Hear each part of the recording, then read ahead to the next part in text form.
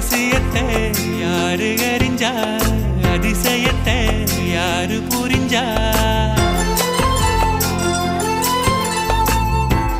விதக்கிற கைதானே மலர் பறிக்குது தினந்தோறும் மலர் தொடுக்க நாறு எடுத்து